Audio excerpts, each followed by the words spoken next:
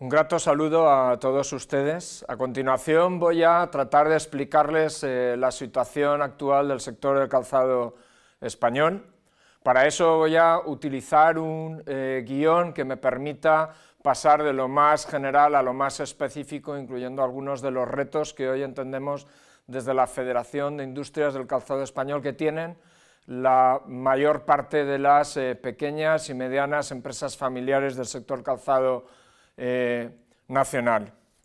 Empezaré, como les decía, por unas breves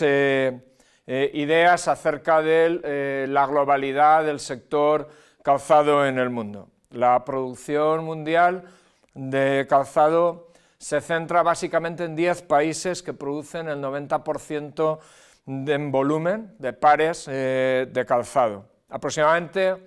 Asia recoge el 88% de esa producción, siendo China, India y Vietnam los países fundamentales en el área asiática. Sudamérica produce otro 5%, siendo básicamente Brasil y México aquellos países que lideran la producción en todo el continente latinoamericano. Es Europa, con el 3%, el tercero de los continentes en fabricación en número de pares de calzado, que no así, como les explicaré a continuación, en valor de los mismos. Y en Europa es Turquía, seguida de Italia, y en tercer lugar España, nuestro país, los tres países que lideran en volumen la producción de zapatos en el mundo. El consumo más o menos es similar en cuanto a Asia, que es productora en un 88% y consumidora en un 60%, pero sin embargo en Europa con un 17% del consumo en pares y en Norteamérica con un 15% en el consumo de pares, son aquellos tres continentes que más consumo presentan. España en concreto es el país que ocupa el número 17 en el ranking de países consumidores. En Europa son Gran Bretaña, Alemania y Francia, los países fundamentalmente consumidores de zapatos, insisto, en volumen, en número de pares, y es Asia con el 52-60%, siendo China, la India y Japón los tres principales países consumidores. Sin embargo, en exportaciones son Italia y es España dos de los grandes países exportadores, ya no solo en pares, sino en valor, aquellos que experimentan grandes producciones, grandes exportaciones a su vez. También Portugal, como a continuación les explicaré, aquellos países que en Europa lideran evidentemente la exportación del sector calzado. Y es cierto que dentro de Europa, con un 31-32% de las exportaciones de los países productores, aquellos que presentan un mayor tráfico de exportaciones dentro del propio continente. Hay diferentes familias de productos de calzado y sin especificar o sin describir un poco cuáles son esas familias es difícilmente explicable qué es lo que sucede en el contexto mundial. Nos gusta hablar al menos de 4 familias, las de moda a lujo, las de un zapato mucho más urbano, mucho más street, mucho más de uso cotidiano, los zapatos deportivos o aquellos que derivan de zapatos deportivos y que los podíamos englobar en la familia Comfort, y también aquellos zapatos más relacionados con usos específicos de salud o, por ejemplo, de seguridad e higiene en el trabajo. Y en cualquier caso, el calzado europeo, y me permiten que ya vaya centrando mucho más en zapatos europeos y después ya en el zapato español, es un zapato que, aun estando en las 4 gamas, en las 4 familias que hemos descrito, es un zapato que ha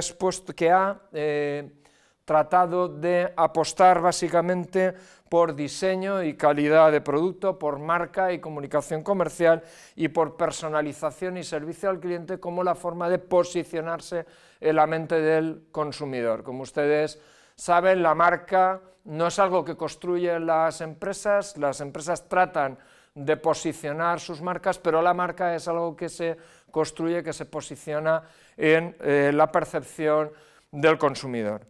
Y estos factores de éxito del calzado europeo se han visto reforzados y se siguen viendo reforzados por una cooperación clara en el seno de clústeres, que es donde se produce fundamentalmente en Europa, por un importante acceso a la innovación tecnológica. Hay una gran infraestructura tecnológica puesta al servicio de los diferentes clústeres europeos y, por supuesto, también la proximidad al mercado europeo, que nos permite además competir con series cortas y personalización, como decía antes, con una clara apuesta, con una calidad de servicio importante y también con una rapidez de respuesta que puede darse al mercado europeo, que es, junto con el mercado norteamericano,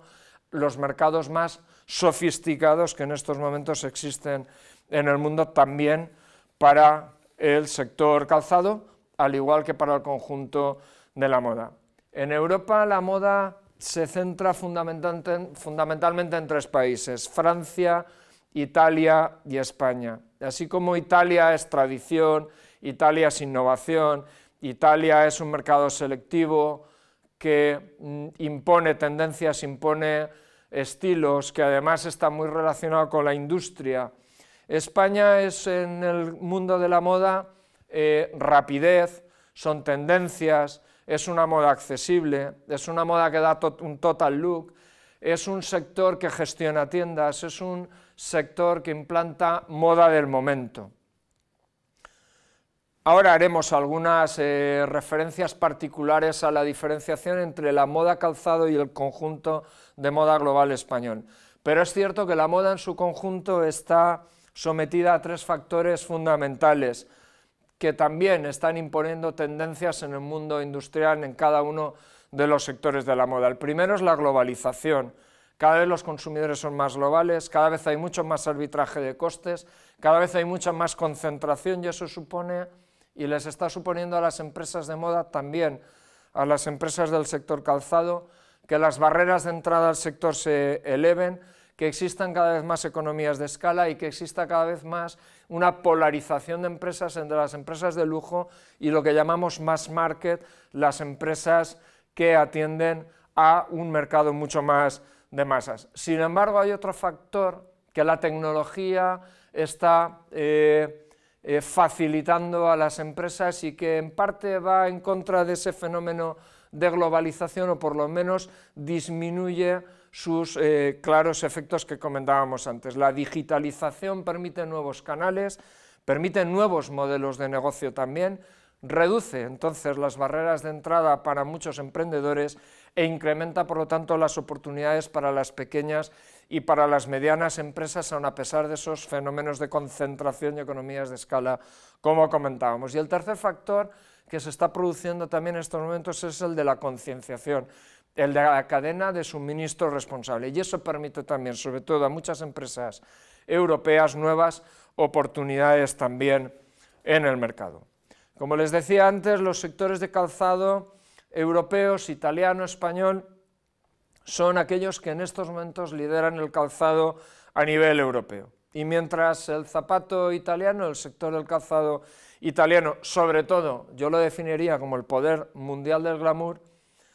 el de España es la fuerza de la tradición. Yo lo definiría como un sector también industrial, que ha sabido mantener una base industrial muy potente y muy poderosa también en nuestro país, y que asume los valores de la tradición, asume también los valores de la innovación y asume también segmentos de mercado medios y medios altos en donde es capaz de competir a nivel mundial. Y también, junto con los sectores italiano y español, el sector del calzado portugués tiene cada vez más una presencia potente, una presencia internacional cada vez mayor. ¿Y por qué hago referencia a los tres sectores de calzado europeos cuando hablo del calzado español? Porque es cierto que también cada vez más hay una mayor interrelación entre los sectores industriales y las marcas italianas, los sectores industriales y las marcas españolas, y los sectores industriales y también algunas marcas portuguesas. Cada vez hay más interrelación, y calzado italiano es fabricado en España, lo mismo que calzado español es fabricado también en Portugal. Pero en cualquier caso, en los tres sectores hay elementos y características en común. En primer lugar, es un mundo dominado fundamentalmente por pymes familiares, excepto probablemente en algunas de las grandes firmas, que les confieren algunos retos específicos que es importante a veces hablar también de ellos. Y entre ellos está el legado a las nuevas generaciones, las actitudes vitales de las nuevas generaciones, que son las que permiten que generación tras generación esas empresas familiares sigan compitiendo y sigan compitiendo con fuerza en los mercados, y por supuesto las capacidades profesionales de esas nuevas generaciones. Es muy importante pensar que en muchas ocasiones el tamaño de las propias empresas está asociado a las capacidades profesionales de los equipos directivos que las gestionan, y por lo tanto cuanto mayores capacidades profesionales, cuanto mayor formación empresarial y directiva tienen esas empresas familiares que van a liderar y van a seguir liderando generación tras generación estas empresas, y cuanta más capacidad tienen de atraer, de formar y de retener talento, mayores capacidades van a tener evidentemente para convertir marcas regionales en marcas globales y para competir, por lo tanto, con éxito en cada vez mayores mercados mundiales. Repasemos brevemente los clústeres españoles del calzado. Los clústeres españoles del calzado se han ido conformando históricamente a través de diferentes situaciones históricas. Ahora recordaremos muy brevemente el recorrido en los últimos 30 años de los clústeres de calzado español, pero merece la pena hacer referencia brevemente a los mismos en estos momentos. Es el clúster del Vinalopó, basado en Elche, Elda, Villena y en todas las pequeñas y medianas poblaciones a su alrededor, el que concentra en torno al 50-60% en estos momentos de las empresas españolas, seguida del clúster de La Rioja, centrado en Arnedo y algunas poblaciones limítrofes, con el entorno al 10%. Hay otros clústeres o semiclústeres importantes en Almansa, en Albacete, o en Fuensalida, en Toledo, o en Valverde, en Huelva, o por ejemplo en Yecla, en Murcia, o también en Zaragoza, que vienen a recoger en torno al 3-5% más de las empresas del global de las empresas españolas del sector calzado. Y cada uno de estos clústeres de alguna manera viene a recoger productos muy característicos y productos muy típicos, lo que no significa evidentemente que en cada uno de esos clústeres también haya una cierta heterogeneidad en el producto, pero evidentemente nadie puede discutir, y mucha gente conoce cómo Elda se ha ido especializando durante toda su historia en calzado femenino de lujo, o cómo, por ejemplo, en Almansa hay calzado de caballero de lujo, o en Arnedo calzado mucho más confort, también tanto de señora como de caballero. ¿Por qué se han ido produciendo y se han ido conformando estos clústeres? Históricamente, me voy a hacer referencia única y exclusivamente a los últimos 50 años, el calzado español ha pasado por diferentes etapas que les han dado y les han conferido las características particulares y especiales que en estos momentos tiene. Si nos adentramos en la década de los 50 y los 60, nos estamos, por lo tanto, yendo a 60-70 años en nuestra historia, el desarrollismo industrial y la expansión reactiva que tuvieron la mayor parte de los sectores industriales a partir de los planes de estabilización españoles fue extraordinario. El consumo nacional tiró fuertemente de sectores industriales que habían estado aletargados en los últimos 20 años, en los 20 años anteriores a esos planes de estabilización.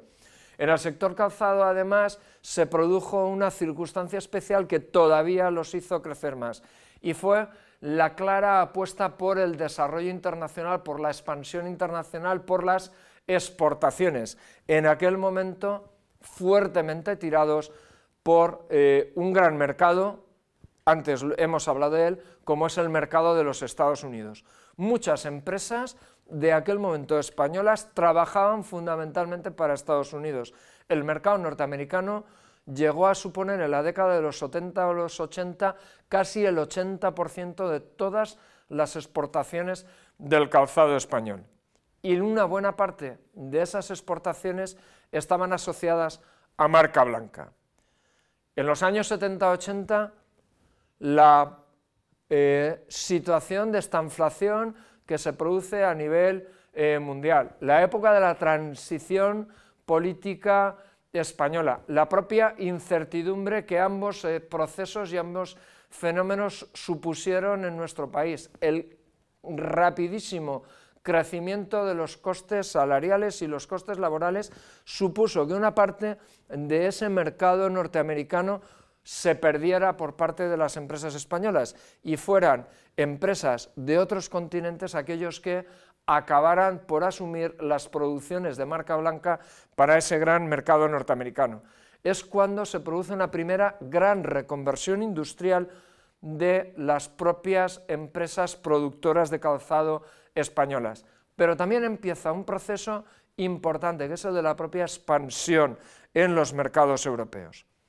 lo que permite que tras una profunda crisis haya importantes crecimientos a continuación también de las empresas más resilientes, las empresas que se muestran más capaces de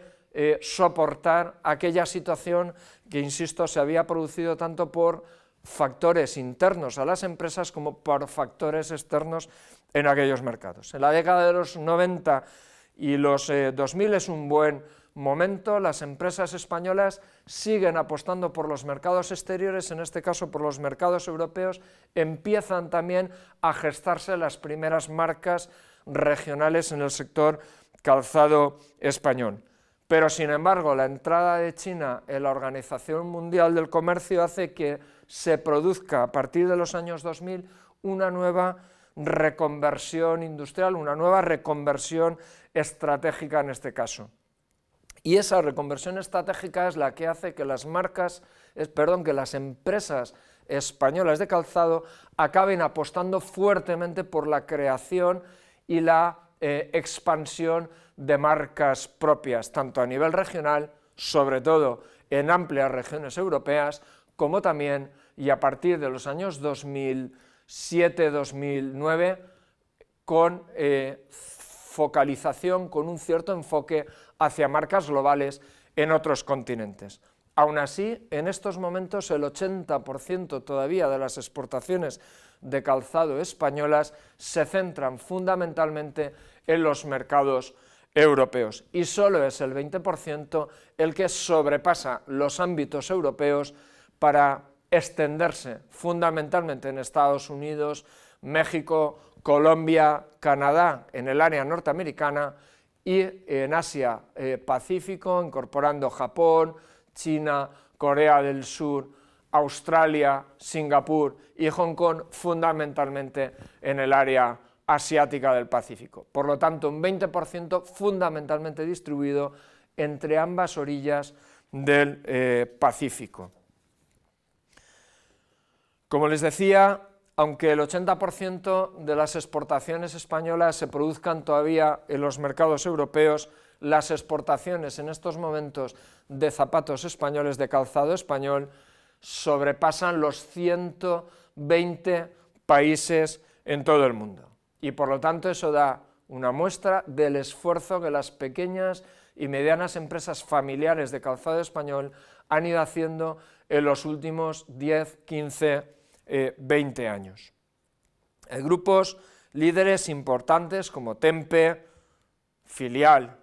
de Inditex, como Camper, como Picolinos, como Homa, que llegan a sobrepasar los 100-120 millones de euros de facturación al año. Hay otros grandes grupos que todo el mundo conoce en estos momentos sus marcas en España, como Mustang, como Unisa, como XTI, como The Art, como Hispanitas, como Mascaró, como Pavlovsky para calzado de niño, que son grandes grupos que superan los 60 millones de euros de facturación. Hay otras empresas importantes que alcancen o no alcancen esas grandes facturaciones, están posicionados en segmentos altos e incluso segmentos de lujo como Magritte, como Magnani, como Pedro García, como Pura López, que son conocidos tanto en el mercado nacional como también allende de nuestras fronteras en casi todo el mundo desarrollado. ¿Pero cómo se han internacionalizado? Pues con una cadena de suministro global. China, Vietnam, Bangladesh son países que producen en estos momentos una parte del calzado español que también se exporta, sobre todo el zapato de mayor calidad que estos países producen, con unas interrelaciones en la cadena de valor importante, como decíamos antes, cada vez más entre Italia, España y Portugal, y sobre todo con una buena base de producción industrial en España, en nuestro país, que ha sido capaz de soportar todas esas reestructuraciones y reconversiones de las que hablábamos. El momento de menor producción en España siguió estando en torno a los 80-90 millones de pares al año. En estos momentos estaríamos hablando ya de una producción de en torno a 105-110 millones de pares producidos en España y cada vez de mayor valor añadido, dirigidos a segmentos medios, medios altos y, como decía, en algún caso sector alto lujo, y con compañías que cada vez subcontratan menos y que cada vez, cuando subcontratan mucho más en España, y con compañías que cada vez subcontratan menos fuera de España, como antes les decía. Con esa base, en 2014, las empresas españolas fueron capaces de exportar por más de 2.600 millones de euros. Este año pasado, 2015, probablemente superaremos los 2.900 millones de euros exportados y esperamos que en estos próximos 2016 y 2017, si el comercio internacional nos acompaña, superaremos con creces los 3.000 millones de euros de exportación. Por lo tanto, un caso de éxito de exportación en pequeñas y medianas empresas, insisto, sobre todo españolas, que han sido capaces, a través de eventos internacionales, de agentes comerciales, de poco a poco y paso a paso ir incluso creando su propia red de distribución internacional y sus propias tiendas y franquicias, y en estos últimos años también con la aparición de importantes portales de Internet, de portales online, ser capaces de estar exportando probablemente en torno al 70, el 80% en muchas ocasiones de su facturación global. La práctica totalidad de empresas, les decía, son de origen familiar. Solo un grupo, dos grupos, sobrepasan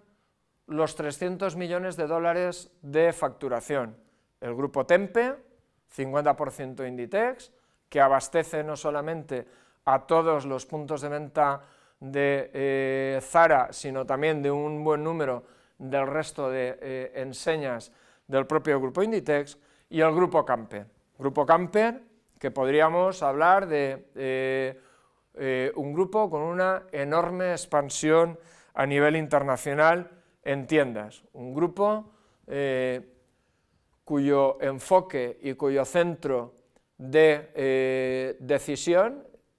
y de experiencia es el know-how en tiendas, lo mismo que el de otras muchas marcas de moda españolas. En torno a unos 10 grupos estarían entre 60 y 120 millones de dólares. Y unas 250 empresas serían las empresas con marcas o con estrategias multimarca muy internacionalizadas y ya cubriendo bien regiones europeas o bien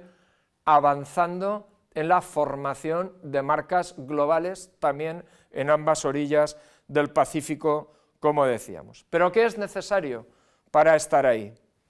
Pues para estar en el mundo de la moda y para estar en el mundo de la moda calzado es necesario una gran creatividad, y las empresas familiares y sus directivos y sus empresarios tienen que tener una gran creatividad, y además hay que tener unas grandes capacidades de gestión de amplias cadenas de suministro. Hay que tener unos amplios conocimientos en gestión de cadena de suministro. Y también, finalmente, hay que tener unos enormes conocimientos en las tendencias, las modas y las necesidades, no solo de los consumidores, sino también de los clientes, entendiendo como clientes los puntos de venta, las cadenas de distribución. Por lo tanto, es muy importante el papel de la profesionalización en esas pequeñas y medianas empresas del sector calzado. Y por eso también es importante el papel de las organizaciones intermedias que, como la Federación de Industrias del Calzado Español, desarrollamos y venimos haciendo al servicio de nuestras empresas. Es importante el papel de la Federación, sobre todo para las pymes, y es enormemente importante para las pymes esa necesidad de seguir profesionalizando sus estructuras, profesionalizándose para adquirir esos tres factores fundamentales que hoy en día son absolutamente necesarios para poder competir en un mundo global, en un mundo cada vez mucho más complicado, pero que también ofrece enormes oportunidades. Hay varias estrategias de competición: liderazgo en producto, liderazgo en costes o excelencia de las operaciones y vinculación con clientes o segmentación. Cada empresa, evidentemente, escoge aquel mix de esas tres estrategias de competición que le permite posicionarse mejor en función de su producto y su estrategia de cliente-consumidor en el mercado. Desde la Federación hemos tratado de facilitar diferentes herramientas a las empresas para que puedan mejorar en cualquiera de esas tres estrategias de competición. Ahora hablaremos fundamentalmente y muy brevemente de las mismas. Hay algunas otras escuelas de negocio, algunas consultoras que resumen esas tres estrategias de competición en 8 drivers de valor y dicen que se compite en moda, bien en producto o bien en tienda, en los siguientes 8 factores: moda, tendencias, siendo buenos, imponiendo tendencias de moda, compitiendo en precio, compitiendo en oferta con una amplia cartera de productos, compitiendo con el lanzamiento de novedades, o en tienda, estableciendo un buen servicio, el mejor servicio, estableciendo enorme rapidez en el servicio, ofreciendo al consumidor experiencias diferentes,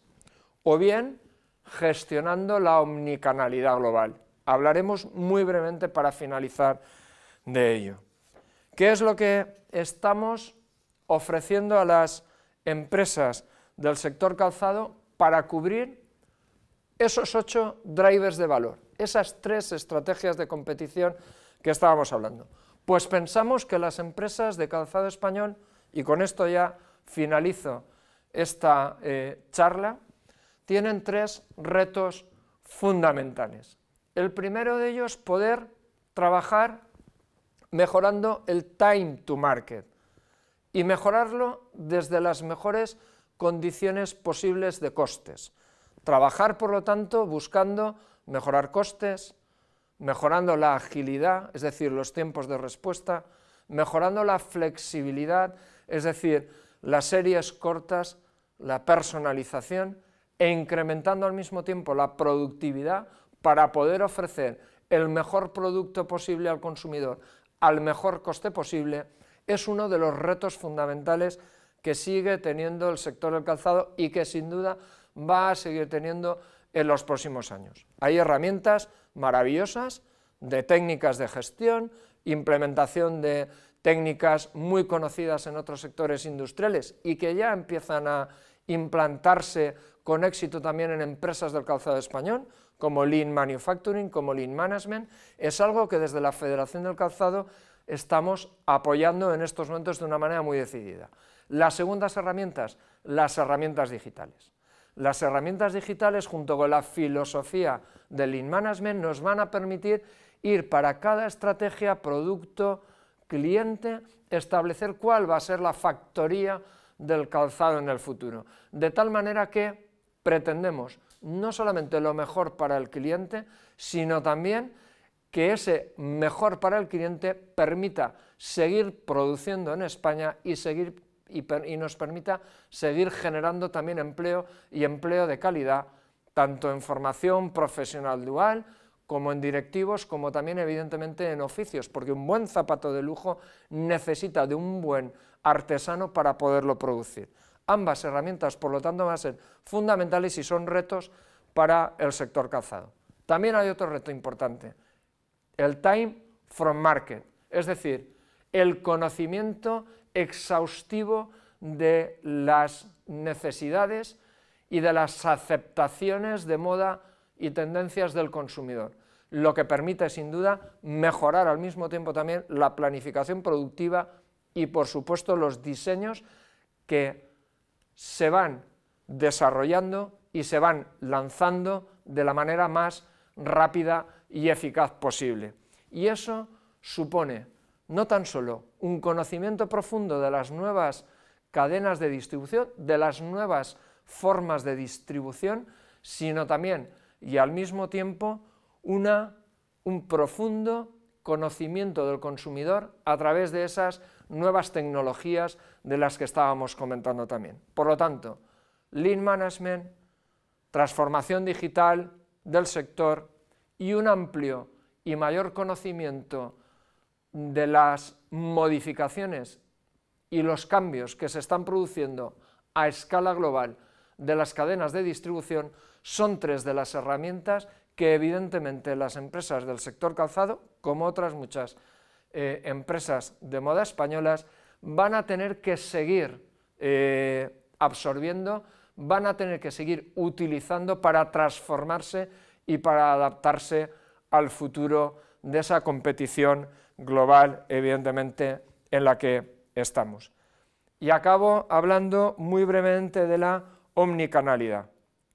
La omnicanalidad va a ser fundamental como herramienta para posicionar las empresas pequeñas y las empresas medianas, por supuesto las empresas grandes, pero las pequeñas medianas con mucha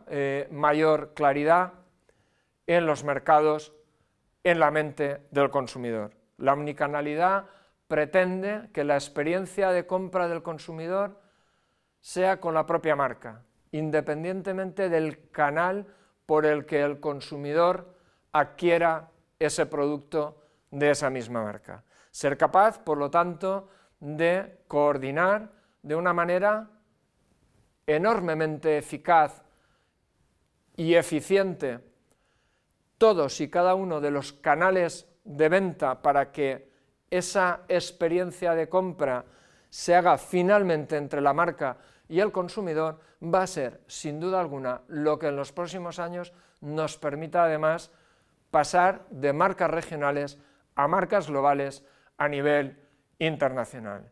Retos importantes, retos fantásticos en un mundo que cambia muy rápidamente, en donde los acuerdos de libre comercio del Pacífico, que esperamos que se vean rápidamente seguidos por los acuerdos de libre comercio del Atlántico, en donde España puede ser uno de los países más beneficiados de los mismos, nos tienen que permitir que un sector que forma parte del sector moda global española se posicione cada vez más en estos mercados globales y se posicione facilitando y dando nuevas oportunidades, insisto, no solamente a buenos profesionales de producción y puestos intermedios, sino también a directivos, a universitarios, a empresarios. En definitiva, un sector que pensamos que si